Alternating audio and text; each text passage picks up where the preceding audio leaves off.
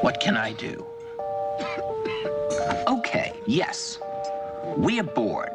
We're all bored now. But has it ever occurred to you, Wally, that the process that creates this boredom that we see in the world now may very well be a self-perpetuating, unconscious form of brainwashing created by a world totalitarian government based on money, and that all of this is much more dangerous than one thinks, and it's not just a question of individual survival, Wally, but that somebody who's bored is asleep, and somebody who's asleep will not say no? See, I keep meeting these people. I mean, just a few days ago, I met this man whom I greatly admire. He's a Swedish physicist, Gustav Bjornstrand, and he told me that he no longer watches television, he doesn't read newspapers, and he doesn't read magazines. He's completely cut them out of his life because he really does feel that we're living in some kind of Orwellian nightmare now, and that everything that you hear now contributes to turning you into a robot. And when I was at Findhorn, I met this extraordinary English tree expert who had devoted his life to saving trees. Just got back from Washington, lobbying to save the redwoods. He's 84 years old. He always travels with a backpack because he never knows where he's going to be tomorrow.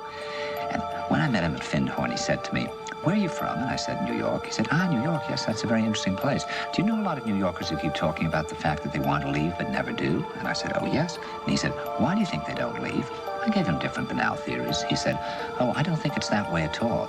He said, "I think that New York is the new model for the new concentration camp, where the camp has been built by the inmates themselves, and the inmates are the guards, and they have this pride in this thing they've built. They've built their own prison, and so they exist in a state of schizophrenia, where they are both guards and prisoners, and as a result, they no longer have, having been lobotomized, the capacity to leave the prison they've made, or to even see it as a prison." And then he went into his pocket and he took out a seed for a tree and he said, "This is a pine tree." He put it in my hand and he said, "Escape before it's too late." See, actually for 2 or 3 years now, Chiquita and I have had this very unpleasant feeling that we really should get out. No, we really should feel like Jews in Germany in the late 30s. Get out of here.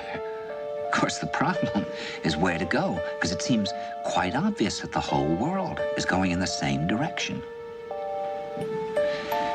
See, I think it's quite possible that the 1960s represented the last burst of the human being before he was extinguished, and that this is the beginning of the rest of the future now, and that from now on there'll simply be all these robots walking around, feeling nothing, thinking nothing, and there'll be nobody left almost to remind them that there once was a species called a human being, with feelings and thoughts, and that history and memory are right now being erased, and soon nobody will really remember that life existed on the planet.